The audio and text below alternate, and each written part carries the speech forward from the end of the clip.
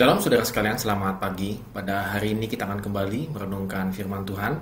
Dan firman Tuhan diambil dari Yehezkiel pasal 2 ayat 6 sampai dengan 7. Dan engkau anak manusia, janganlah takut melihat mereka maupun mendengarkan kata-katanya. Biarpun engkau di tengah-tengah onak dan duri dan engkau tinggal dekat kalajengking. Janganlah takut mendengarkan kata-kata mereka dan janganlah gentar melihat mukanya, sebab mereka adalah kaum pemberontak.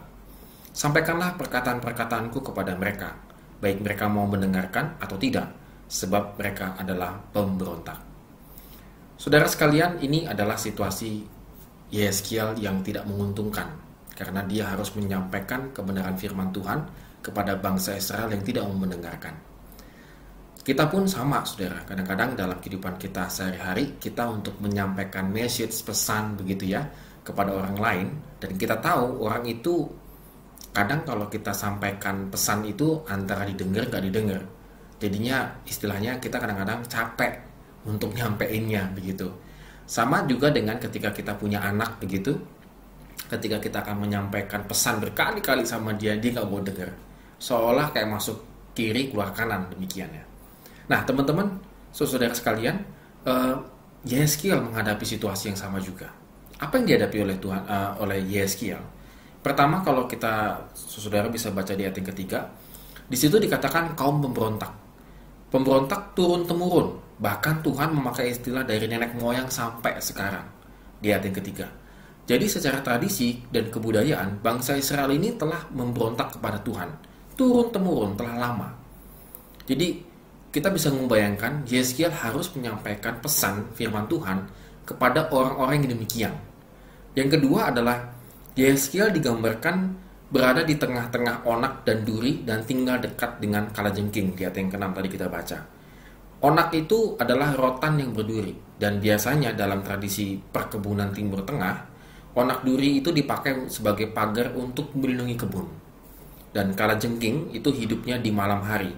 Jadi gambarannya itu adalah kehidupan yang jahat dan mematikan. Artinya Yehezkiel itu berada di tengah-tengah. Begitu ya, di tengah-tengah kejahatan. Dia sudah tidak ada lagi tempat untuk melarikan diri. Suka tidak suka, dia harus menyampaikan kebenaran firman Tuhan kepada bangsa Israel yang sudah dikategorikan orang yang sangat memberontak ini. Jadi agak lucu di ayat yang ke-7. Engkau harus menyampaikan pesan firman Tuhan, baik mereka mendengar atau tidak akan mendengarkannya. Jadi kadang-kadang saudara kalau kita renungkan, ngapain Yehezkiel menyampaikan satu pesan kepada orang yang mau dengerin gak dengerin gitu ya saudara. Jadi kadang-kadang ya ngapain disampaikan, gak usah aja sekalian begitu. Toh juga gak didengar gitu ya. Nah saudara, apa yang sebenarnya Tuhan juga ingin ajarkan kepada Yehezkiel, sang pembawa pesan tersebut? Saudara, Tuhan bukannya tidak tahu bahwa bangsa Israel itu akan tidak mau mendengar gitu. Tuhan tahu. Tetapi ada pesan juga yang ingin Tuhan ajarkan kepada Yehezkiel, yaitu Yehezkiel itu dipanggil Tuhan untuk tetap setia menyampaikan kebenaran walaupun di tengah-tengah bangsa yang memberontak. Saudara, di sini yang paling sulit.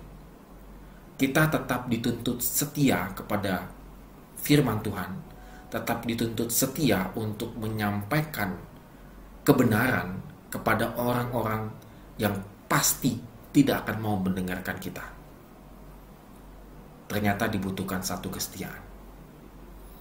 Saudara, kita harus renungkan. Kadang-kadang kita hanya menegur orang yang telah berbuat dosa sekali, 2 kali, 3 kali, habis itu kita tidak pernah menegurnya. Atau kita akan menasihati orang yang suka akan nasihat kita, tetapi kita tidak malas gitu ya, malas sekali menasihati orang yang gak mau dengar nasihat kita, seolah menjadi sia-sia. Tetapi Yehezkiel juga diajarkan oleh Tuhan pada saat ini bahwa dia dituntut untuk setia menyampaikan kebenaran firman Tuhan. Oleh karena itu saudara, janganlah kita jemu-jemu, janganlah kita malas-malas menyampaikan kabar baik kepada seisi rumah kita, kepada teman kita, sahabat kita, jemaat kita, sehingga walaupun mereka dengar ataupun tidak dengar, kita tetap setia akan tugas dan panggilan kita. Amin. Tuhan Yesus memberkati kita semua.